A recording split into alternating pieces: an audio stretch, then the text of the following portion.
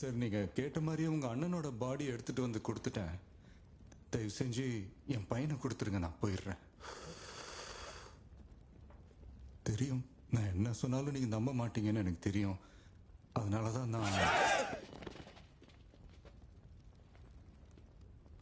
பயப்படாதீங்க.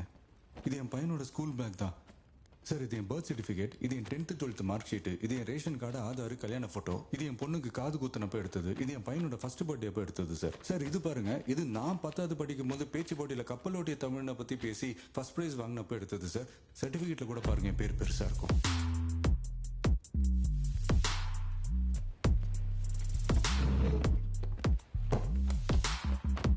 இது பாரு, இது உன் தங்கச்சியோ நீயோ உன் 10வது பிறந்த நாள் அப்போ ஹானி பேட்ஜா நம்ம டொபாக்கோ ஃபீல்டுக்குள்ள வந்தப்போ அதை கொன்னதுக்கு அப்புறம் எடுத்த போட்டோ.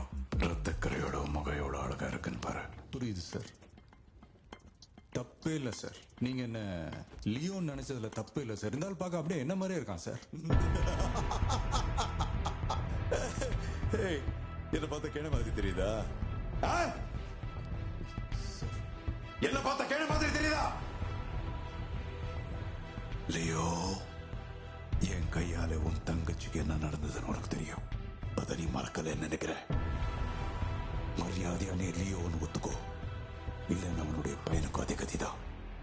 சார் எனக்கு தங்கச்சியே கிடையாது, எப்படி சார் உங்களுக்கு நான் புரிய வைப்பேன்? சித்தோ!